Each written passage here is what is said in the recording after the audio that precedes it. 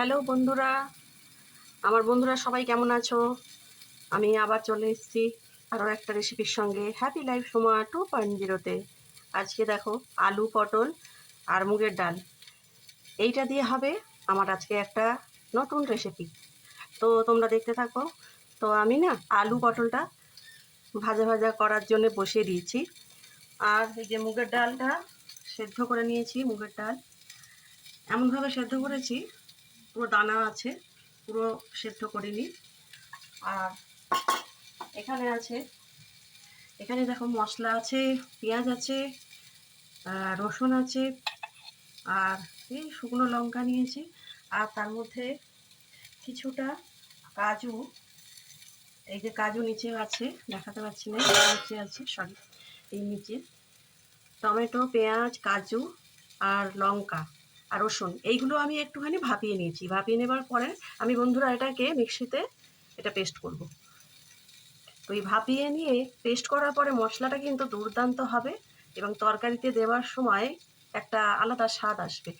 এই রান্নাটায় কিন্তু এটাকে ভাপিয়ে নিয়েই পেস্ট করতে হবে। তো আমি মিক্সিতে এটা পেস্ট করে আবার ফিরে আসছি। তো আমি মিক্সিতে মশলাটা পেস্ট করে আবার ফিরে এলাম। তো এবারে আমি আলু পটলটা ভাজা হয়ে গেছে। তো এবার আমি ফোড়ন দেবো।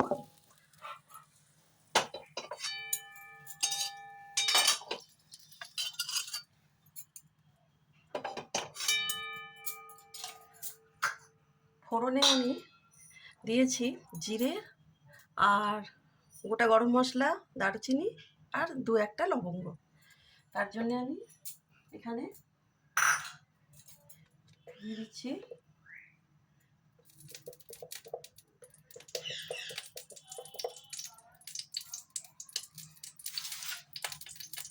তো দিয়ে নিচ্ছি।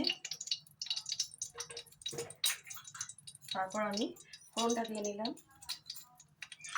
ফোড়নটা একটু ভাজবো। তারপর এই যে হালকা ভাপিয়ে নেওয়া মিক্সিতে পেস্ট করা মশলাটা কী কী দিয়েছি তোমাদের তো বলেইছি। রসুন, টমেটো, পেঁয়াজ, কাজু বাদাম, লঙ্কা, এই মশলাটা দেবো। মশলা আমি 2 চামচ দেবো। 2 চামচ দেবো। চিনি দেবো 1 চামচ চিনি।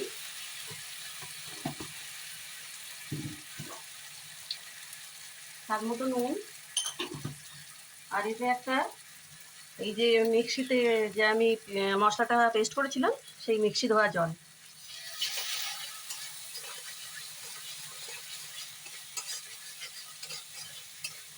এত খেতে ভালো হয় না এটা, মানে আলু পটল মুগের ডাল দিয়ে করে দেখবে। এটা একটা আলু পটল আর মুগের ডাল দিয়ে এটা না আমি খেয়েছিলাম, আমার মা করে।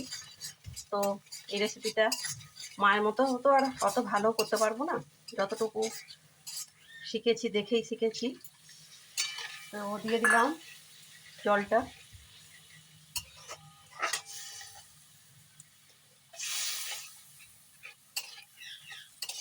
সব আমার দেওয়া হয়ে গেছে, মশলাপাতি, নুন, মিষ্টি, হলুদ সবই দিয়েছি।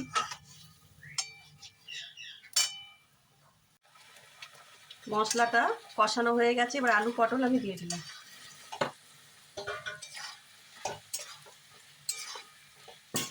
আর মুগের ডালটাও আমি দিয়ে দিলাম।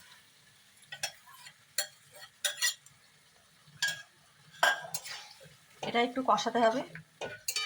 আলু পটল মুগ ডালের রসা। এর মধ্যে যদি একটু মাছের মাথা পড়তো না বন্ধুরা, তো মাছের মাথা তো মাছ রয়েছে কিন্তু মাথাটা আমার আনা হয়নি, বাড়িতে ছিল যেটা আমি সেটাই করেছি। এর মধ্যে তোমরা কিন্তু মাছের মাথাটাকে ভেজে দিয়ে দিতে পারো।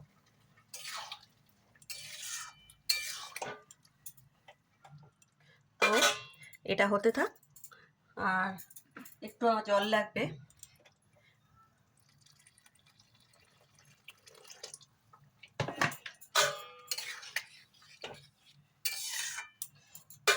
তো হয়ে যাওয়ার পরে আমি একদম কমপ্লিট রান্না নিয়ে তোমাদের কাছে ফিরে আসছি।